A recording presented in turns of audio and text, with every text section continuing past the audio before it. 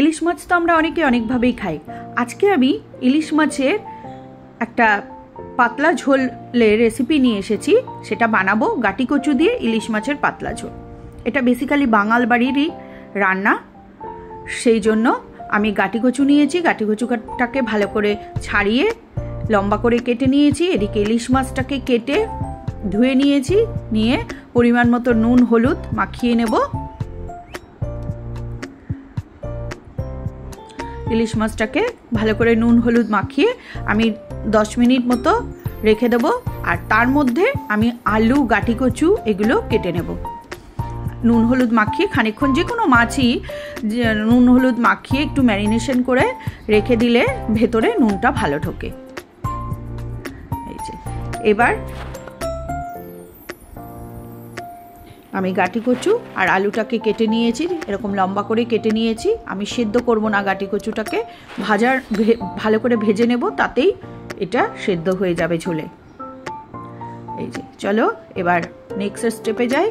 এবার এই আদাটাকে আমি গ্রেটারে একটু কুড়িয়ে নেব, নিয়ে তারপরে আমি হামানদিস্তায় থেতো করে নেব। কেউ চাইলে বেটেও নিতে পারো, আমি আর বাটিনি, ওই যে কুড়েমি, সেই জন্য এটাকে একটু হামানদিস্তায় থেতো করে নেব। আর এই গ্রেটারে কুড়িয়ে হামানদিস্তায় থেতো করলে একদম বাটার মতো টেক্সচারটা চলে আসে। আর এদিকে আমি 2টো টমেটো নিয়ে নিয়েছি, মিডিয়াম সাইজের 2টো টমেটো। মাছের কোয়ান্টিটি অনুযায়ী মশলা কম বেশি হবে। এইবার এই যে টমেটোটাকে আমি কেটে নিয়েছি, আর নিয়ে নেব কটা কাঁচা লঙ্কা, 6-7টা মতো কাঁচা লঙ্কা নেব। ঝালটা যে যার টেস্ট ওয়াইজ নেবে। এবার কড়াইতে তেল গরম করে নিচ্ছি। আমি খানিকটা সর্ষের তেল দিয়ে নিয়েছি, নিয়ে তেলটা গরম হলে আমি মাছগুলোকে ভেজে নেব। বেশি কড়া করে ভাজবো না, ইলিশ মাছ বেশি কড়া করে ভাজলে ভালো লাগে না, কেননা এটা ঝোলে যাবে। ঝোলের মাছ ঠিক যেরকমভাবে ভাজা হয় সেইভাবেই মাছটাকে উল্টে পাল্টে ভেজে নেব। আর আমি 2 ব্যাচে মাছগুলোকে ভেজে নিয়েছি।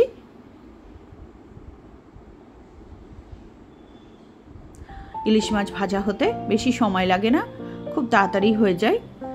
এ পর্যন্ত যারা আমার ভিডিওটা দেখছো তারা একটা লাইক দিয়ে দেখবে। আর ফেসবুক পেজ থেকে যারা দেখছো তারা আমার চ্যানেলটাকে ফলো করে দেবে। আর ইউটিউব চ্যানেল থেকে যারা দেখছো তারা সাবস্ক্রাইব করে আমার পাশে থেকো। এই যে মাছগুলো আমি 2 ব্যাচে সম্পূর্ণ মাছটা ভেজে নিয়েছি, নিয়ে এবার আলু আর গাটি কচুটাকে আমি তেলের মধ্যে দিয়ে দিচ্ছি। দিয়ে আমি এটাকে নাড়াচাড়া করে ভেজে নেব ভালো করে, লাল করে। পরিমাণ মতো নুন হলুদ দিয়ে দিয়েছি। এই রান্নাটা আমার মায়ের কাছ থেকে শেখা। আমার মা এই রান্নাটা ইলিশ মাছের সিজনে একদিন করবেই। আমার বাবা এই রান্নাটা, এই মাছের ঝোলটা গাটি কচু দিয়ে খুব ভালোবাসে, সেই জন্য এই রান্নাটা বেসিক্যালি আমার মায়ের কাছ থেকেই শেখা। আর এইটা কিন্তু বাঙালদেরই রান্না। এই কচু দিয়ে মাছের ঝোল বাঙালরাই খুব ভালোবাসে, বাঙাল বাড়ির রান্না বলেই সবাই জানে কচু দিয়ে। কেননা অনেকেই এদেশীয় যারা, তারা এই কচু দিয়ে মাছের ঝোলটা খুব একটা পছন্দ করে না, সেই জন্য যারা ওপার বাংলার মানুষ আছে তারা খুব ভালোবাসে এই গাটি কচু দিয়ে ইলিশ মাছ। কাঁচকলা দিয়ে ইলিশ মাছ, গাটি কচু দিয়ে ইলিশ মাছ, এর একটা স্বাদই আলাদা। আমি গাটি কচু আর আলুটাকে লাল করে ভেজে তুলে নিয়েছি, নিয়ে এবার সর্ষের তেল দিয়ে তার মধ্যে শুকনো লঙ্কা আর জিরে ফোড়ন দিয়ে দিয়েছি। শুকনো লঙ্কা জিরে ফোড়ন দিয়ে ফোড়নটা একটু ভাজা ভাজা হলে আমি এর মধ্যে দিয়ে দেবো টমেটো। যে টমেটোগুলো কেটে রেখেছিলাম টমেটোটা দিয়ে দেবো।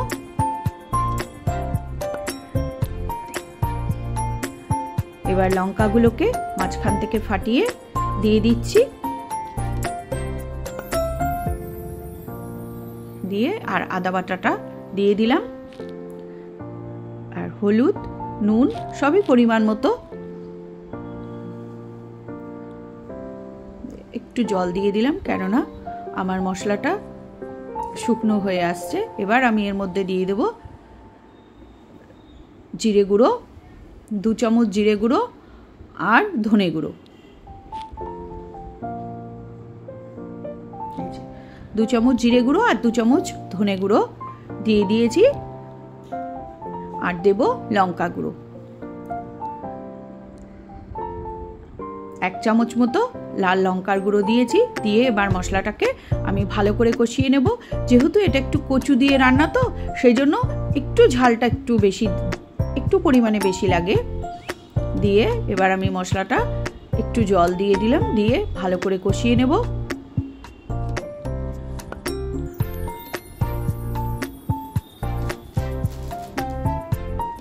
খানিকক্ষণ ঢেকে রেখে আমি মশলাটা কষিয়ে নিচ্ছি।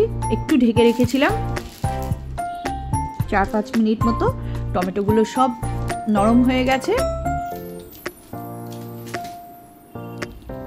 এই যে মশলাটা আমার প্রায় কষানো হয়ে এসেছে, আর একটু সময় নাড়িয়ে এটাকে কষিয়ে নেব।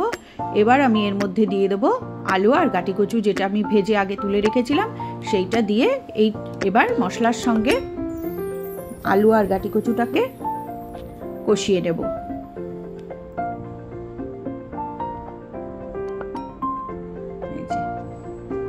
আর এই রান্নাটায় গাটি কচুটাকে সেদ্ধ করলে রান্নাটা ভালো লাগে না। এই ভাজার মাধ্যমে, কষানোর মাধ্যমে এটাকে নরম করে নিতে হবে, আর নরম হয়েও যায় গাটি কচু।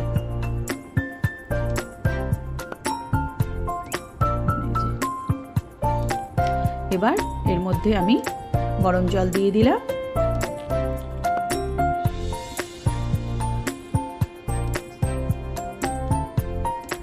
দিয়ে আমি এটাকে আর একটু জল দিয়ে দিলাম। জলটা পরিমাণ মতো, মাছের কোয়ান্টিটি অনুযায়ী জলটা দিতে হবে। দিয়ে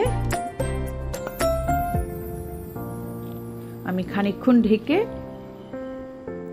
এটাকে ফুটিয়ে নিলাম। ঝোলটা ফুটে উঠেছে, আর আলু আর কচুগুলোও দেখে নিতে হবে সেদ্ধ হয়ে এসেছে নাকি, তারপরে মাছ দিতে হবে।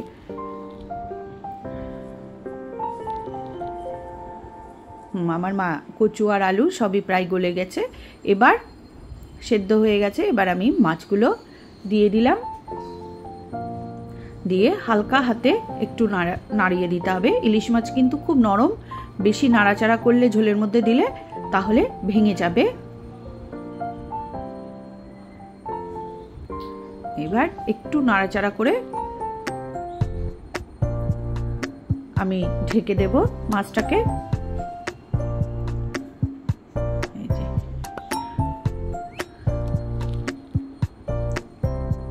ঝোলটা ফুটে উঠেছে এবং কিরকম পাতলা একটা টেক্সচার রয়েছে দেখো। এবার আমার মাছের ঝোল রেডি। এই গাটি কচু দিয়ে ইলিশ মাছের ঝোল কারা কারা ভালোবাসো বা কেমন হয়েছে অবশ্যই জানাবে। এটা গাটি কচু মাছ রেডি।